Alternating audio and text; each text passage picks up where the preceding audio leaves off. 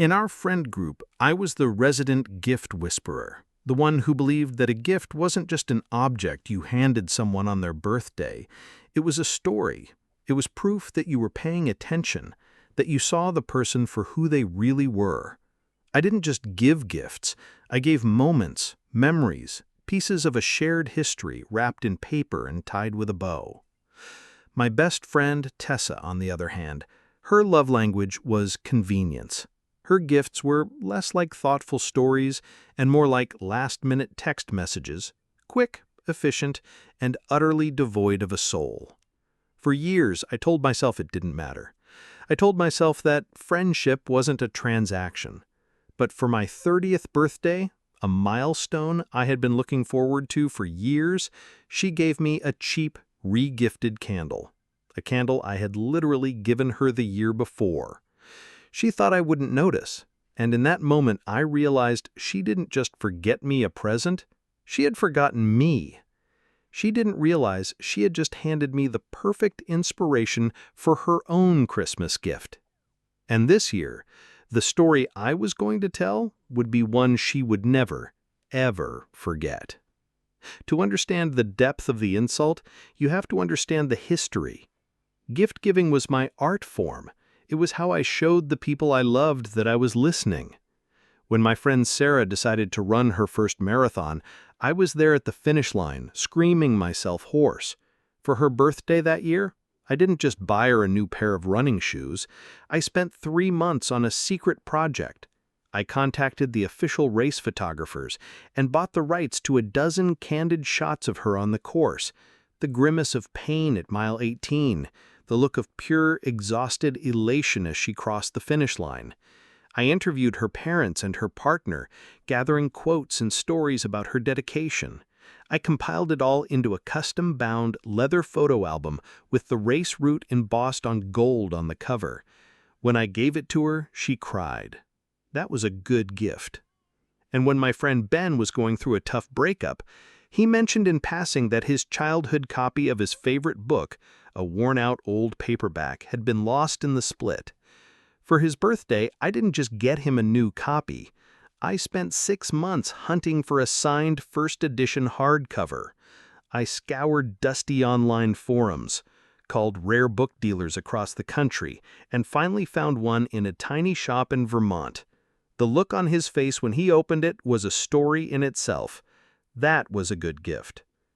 And then there was Tessa, my best friend since college, the person I told everything to, the person who, for a decade, had received the absolute pinnacle of my gift-giving artistry. And in return, for my 27th birthday, she gave me a Starbucks gift card. I don't drink coffee. When I gently reminded her, she just laughed and said, "Oh well, you can get one of those weird pink drinks then." For my 28th, she gave me a bottle of cheap, vaguely sweet red wine that I'm pretty sure she got for free at a work event. For my 29th, she forgot. Completely. She only remembered 2 days later when she saw the pictures on Instagram and sent me a frantic all-caps text. "OMG, happy belated, I am the worst." There was no gift, just a string of crying, laughing emojis. I always made excuses for her. She was busy. She was forgetful. She just wasn't a gift person. I told myself that our friendship was bigger than material things. I loved her for her infectious laugh, for her spontaneity, for the way she could make any mundane Tuesday feel like an adventure. But as my 30th birthday approached, a small, hopeful part of me thought, this time it will be different. 30 is a milestone, a real one. This time she'll remember. This time she'll make an effort. That hope was a fragile, beautiful thing, and she was about to smash it to pieces with a lavender-scented candle. The party was perfect. My friends had rented out the back room of our favorite little brewery. The air was filled with the smell of hops and wood smoke, the sound of laughter, and the playlist of 90s alternative rock I had curated for weeks. People gave toasts that were funny and heartfelt. I felt seen. I felt celebrated. I felt loved. Tessa, naturally, arrived an hour and a half late. She breezed in, a whirlwind of apologies and excuses, and handed me a small, slightly crumpled gift bag from a generic pharmacy chain. "Happy birthday, Sammy," she said, giving me a quick, distracted hug. "Sorry I'm late. Work was a total nightmare." I smiled, my real, genuine smile, because I was just happy she was there. "No worries," I said. "I'm just glad you made it." I opened the bag. Inside, nestled in some crinkled tissue paper, was a candle. It was a simple glass jar candle with a plain beige label. The scent was Lavender Serenity. I felt a familiar dull pang of disappointment. A candle. For my 30th birthday. But I pushed it down. It's the thought that counts, I told myself. I looked at the label, ready to offer a polite, "Oh, I love lavender, thank you." And then I saw it. On the right edge of the label, just next to the barcode, was a tiny, unique imperfection. A small dark smudge, no bigger than a freckle. It was a slight misprint, a tiny ink blot from the factory. And my blood ran cold. Because I remembered that smudge. I remembered it with a clarity that was so sharp it felt like a physical blow. I remembered standing in the aisle of a discount home goods store a year ago, picking out a birthday present for Tessa.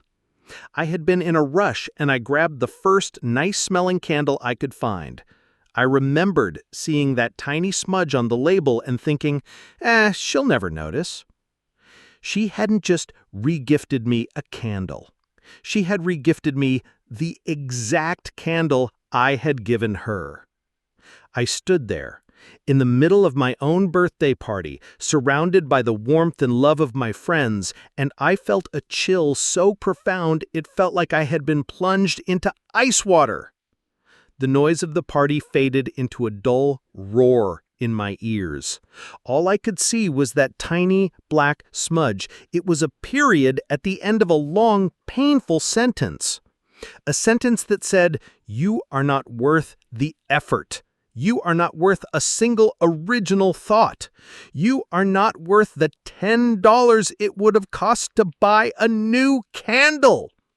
She hadn't just forgotten me. She had actively, consciously decided that I was worth nothing more than the least amount of effort humanly possible.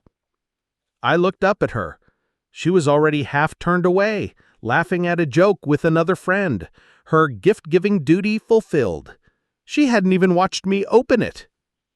I don't know how I got through the rest of the night.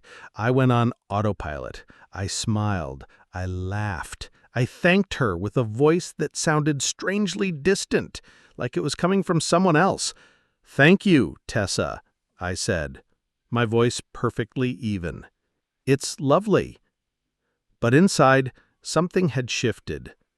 The part of me that had always made excuses for her, the part that had always given her the benefit of the doubt had gone silent. It was replaced by a quiet, cold, and incredibly clear resolve. This wasn't just a thoughtless gift. It was a declaration. And I was about to write my response. I went home that night and placed the candle on my kitchen counter. It sat there for days, a monument to my own misplaced loyalty. I didn't look at it with anger anymore. I looked at it with a new cold clarity. It wasn't a gift. It was evidence. It was an opportunity. Tessa had shown me exactly how much thought she was willing to put into our friendship, and I decided, right then and there, that for Christmas, I was going to return the favor. I was going to give her the most thoughtful gift I had ever conceived, a gift so personal, so specific, so meticulously planned that it would serve as a perfect, undeniable mirror of her own carelessness. My revenge wouldn't be petty. It would be an art form. First, I took the candle into my small home office. I set up my professional-grade camera and my lighting kit. I took a series of high-resolution macro photographs of the label, focusing with surgical precision on that one tiny damning smudge. I imported the best shot into my design software. The smudge became my muse. I spent the next week designing a pattern. I isolated the smudge, cleaned it up, and turned it into a repeating motif. I created a chic, minimalist design, something that looked, from a distance, like a trendy, abstract polka dot pattern. But up close, the truth was undeniable. It was a field of 1,000 tiny smudges. I found a high-end custom printing service online, the kind that makes bespoke wallpaper and fabric for interior designers. I uploaded my design and ordered 5 rolls of the most luxurious, heavyweight, matte finish gift wrapping paper they offered. I called the design Serenity. The next step was the gift itself. My revenge couldn't be cheap. That would miss the entire point. The message wasn't, "You are cheap." The message was, "You are thoughtless."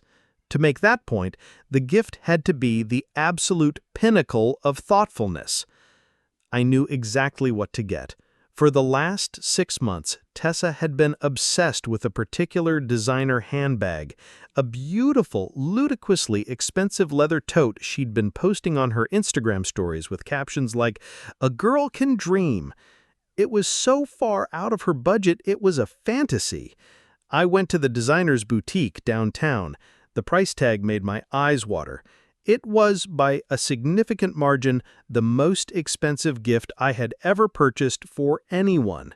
But as I handed over my credit card, I felt a strange sense of calm.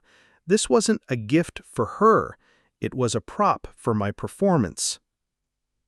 The weeks leading up to Christmas were filled with a quiet, patient anticipation. I saw Tessa several times. She was her usual bubbly self, completely oblivious. She had no idea that the lavender candle sitting on my counter was the centerpiece of a meticulously planned psychological operation. A few days before our group's annual gift exchange, I sat on my living room floor and wrapped her present. The custom paper was exquisite. The handbag made a satisfyingly heavy thud as I placed it in the box. I tied the ribbon into a perfect, elaborate bow. It was without a doubt the most beautifully wrapped gift I had ever created. It looked like a work of art, a Trojan horse of thoughtfulness. Our friend group's Christmas gathering was a sacred tradition. We'd been doing it since college.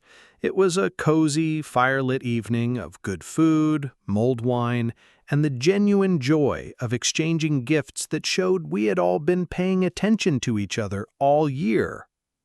The pile of presents under the tree was a testament to our collective thoughtfulness. Hand-knitted scarves, framed photographs, rare vinyl records. Each gift told a story. Mine, however, was a novel. When it was Tessa's turn to open her present from me, her eyes lit up. The box was huge, beautifully wrapped. "Oh my God, Sam! It's gorgeous! You shouldn't have!" "Just open it," I said, a calm, neutral smile on my face. She tore into the paper with excitement, revealing the designer box inside. Her jaw dropped. "No way!" she whispered, her hands flying to her mouth. She lifted the handbag out of the box like it was a holy relic. "Sam, I don't know what to say. This is the bag, the one I've been dreaming of. How did you even—" She was ecstatic. She was showing it to everyone, running her hands over the soft leather. The performance was everything I had hoped for. And then, just as the initial shock and joy began to subside, she looked down at the pile of torn wrapping paper on the floor. She picked up a piece, her brow furrowed in a slight, curious frown. "This wrapping paper is so cool," she said, running a finger over the abstract pattern. "Where did you get it?" I just kept smiling. "I had it custom made," I said quietly. The entire group paused, their attention shifting from the handbag to the paper in her hand. She squinted at it, bringing it closer to her face. I watched as her brain tried to process the pattern. I saw the exact moment of recognition. It was a flicker in her eyes, a tiny, almost imperceptible intake of breath. The color drained from her face. Her smile vanished, replaced by a look of dawning, horrified comprehension. She looked up at me, her eyes wide with a silent question. I didn't break eye contact. I gave a small, almost imperceptible nod. And then, in a voice that was perfectly pleasant, perfectly friendly, I delivered the final, devastating line. "I wanted to get you something really special this year, and I thought the wrapping paper should be special too. It was inspired by the incredibly thoughtful gift you gave me for my 30th. The silence that followed was so complete, so absolute, you could have heard a pin drop on the thick shag carpet. Every single person in that room understood exactly what had just happened. They looked from the wrapping paper to Tessa's pale, horrified face, and then to me, sitting there with my calm, gentle smile. I hadn't raised my voice. I hadn't made an accusation. I had simply held up a mirror, a very expensive, beautifully wrapped mirror. I had used my own unique language of thoughtfulness, not to celebrate her, but to perfectly, publicly, and silently reflect her own lack of it. The rest of the evening was excruciatingly awkward. Tessa didn't say another word to me. She couldn't. What could she say? Our friendship is different now. The thoughtless texts and last-minute cancellations have stopped. When my birthday came around this year, she didn't re-gift me a candle. She took me out to an expensive dinner, and her gift was a framed first-edition map of a city she knew I loved. A gift that was thoughtful, personal, and undeniably new. The power dynamic between us has been permanently reset. She knows now that I am paying attention, that my thoughtfulness is not a weakness she can exploit. It can be a gift, or, if necessary, it can be a weapon. And I think in the end, that was the greatest gift I could have ever given our friendship. A dose of brutal, beautifully wrapped honesty.